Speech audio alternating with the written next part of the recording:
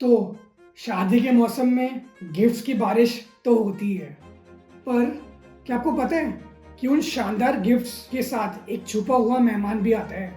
जी हाँ, मैं बात कर रहा हूँ इनकम टैक्स की। सो इस वीडियो में will talk about wedding gifts and their tax implication in India. So wedding gifts enjoys some unique status under the Indian tax law. So here's how. Exemption under section 56 2x.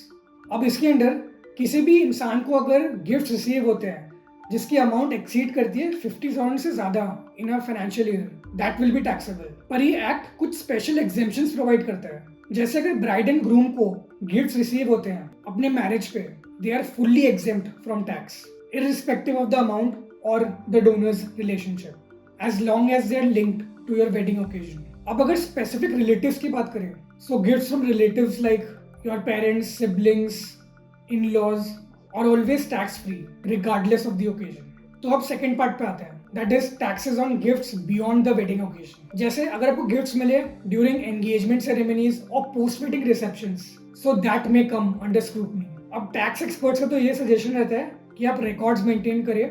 Evidence के लिए you should always keep documents like invitation cards, list of events and photographs as a proof.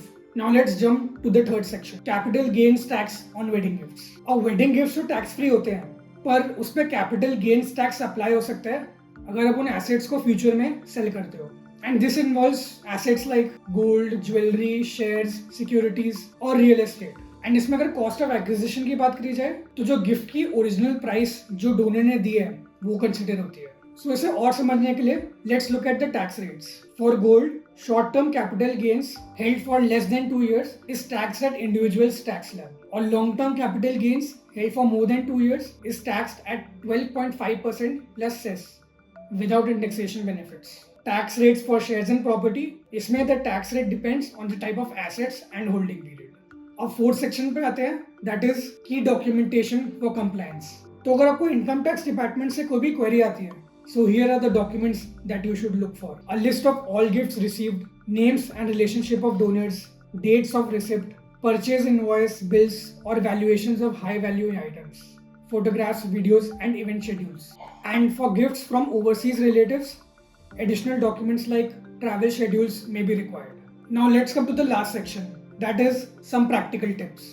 First, record keeping. Maintain detailed records to substantiate claims in case of tax matters. Second, timing matters. Avoid claiming exemption for gifts received long before or after the wedding to prevent scrutiny. Third, asset valuation. Ensure fair market valuation for assets like gold or property to calculate future capital gains correctly. And fourth, consult a tax expert. So we FinCart provide financial planning services under one roof. And अगर आपको अपनी financial planning करवानी है या आपकी कोई भी financial query है, तो ये नंबर है नीचे, इस पर आप कांटेक्ट कर सकते हैं। हमारे सर्टिफाइड फाइनेंशियल एडवाइजर्स आपको कांटेक्ट करेंगे and they might help you. So अगर आपको वीडियो इन्फॉर्मेटिव लगा तो सब्सक्राइब करिएगा, बिकॉज हम इस टाइप की वीडियोस एवरी वीक डालते हैं। एंड और फाइनेंस कंटेंट के लिए ये है वीडियोस।